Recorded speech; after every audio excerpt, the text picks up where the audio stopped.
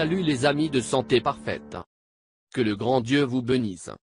Tératome a un monstre aux cheveux dentaires, osseux et humains qui pourrait vivre dans vos ovaires. Le mot tératoma, du tératon grec qui signifie monstre, est utilisé pour décrire une classe de tumeurs formées à partir des cellules pluripotentes des gamètes. Les cellules pluripotentes sont uniques en ce sens qu'elles démontrent la capacité de produire des réponses biologiques très semblables à celles des tissus humains normaux. Le tératome se compose généralement d'une tumeur très différente par rapport au tissu environnant. De la zone dans laquelle elle pousse. Le plus alarmant et souvent horrifiant du tératome est qu'il peut développer des cheveux et des dents très semblables aux tissus humains réels. Le tératome est généralement formé dans les ovaires des femmes, chez les hommes et le sacrum, l'os large et triangulaire au bout de la colonne vertébrale, des enfants. Cette classe de tumeurs est classée en 3 phases, un tératome mature, habituellement bénin, un mat immature, malin, et un tératome monodermique ou hautement spécialisé.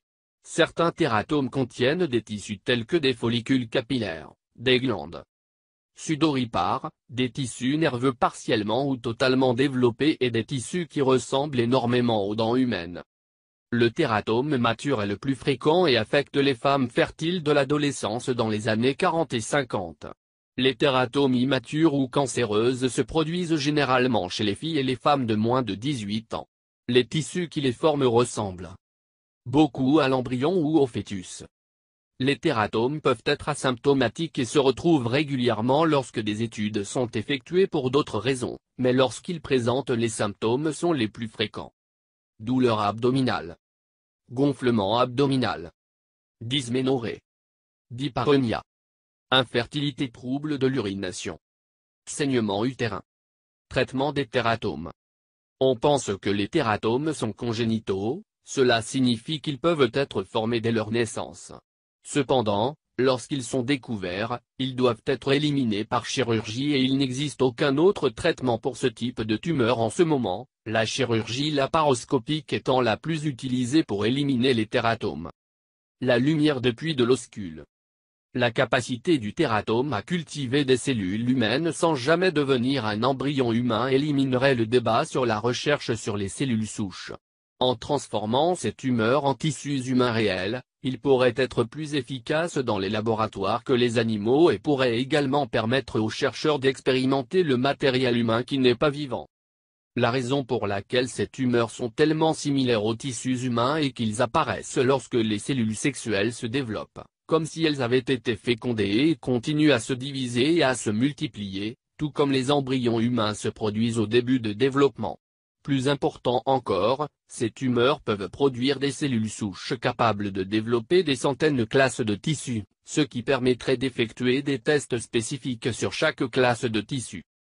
Ce matériel peut être utilisé dans la recherche pour le traitement de maladies telles que la maladie d'Alzheimer. L'inconvénient est que, avec peu de contrôle par les chercheurs pour déterminer le type de tissu que la tumeur produira, les chercheurs pourraient finir par compter sur des tissus aléatoires, des glandes sudoripares aux follicules capillaires.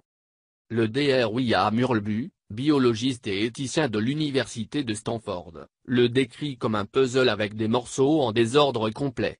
Le Dr Hurlbut croit que, au lieu de prendre des cellules souches à partir d'embryons, les chercheurs devraient utiliser du tissu tératome, et donc effectuer des recherches sur les cellules souches sans les implications morales de la destruction des embryons.